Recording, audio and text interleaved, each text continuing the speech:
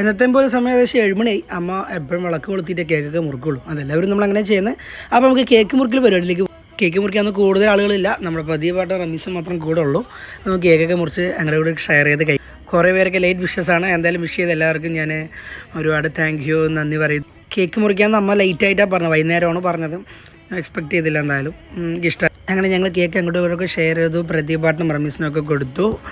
അങ്ങനെ ഞാൻ ചോക്ലേറ്റ് റഫിളാട്ടോ മേടിച്ചത് എന്തായാലും കേക്ക്. അപ്പോൾ ഞാൻ വളരെ എൻജോയ് ചെയ്ത് കഴിച്ചു. നല്ല മധുരം. 2 പീസ് കഴിച്ച് കഴിഞ്ഞാൽ ഡാഡി സൈഡായി പാട്ടൊക്കെ ആയിട്ട് ഇരിക്കുക കേട്ടോ.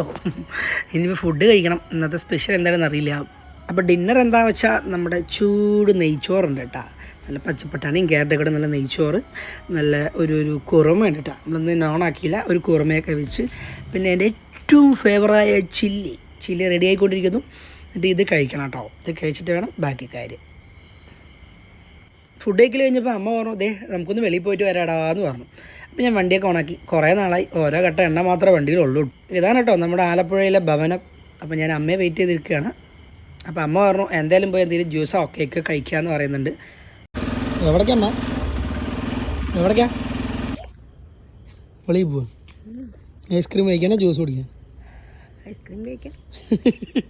ശരി, പോയിട്ട് വരാം. അങ്ങനെ നമ്മൾ സ്ഥിരം ഈ കടയിൽ ചെന്നിട്ട് നേരെ 2 ലൈം ജ്യൂസ് കുടിച്ചു. ഐസ്ക്രീം ഒഴിവാക്കി. എന്തായാലും തണുപ്പും ഷുഗറൊക്കെ എല്ലാം അമ്മയ്ക്ക്. അപ്പോൾ ഇതുകൊണ്ട് വെച്ചു.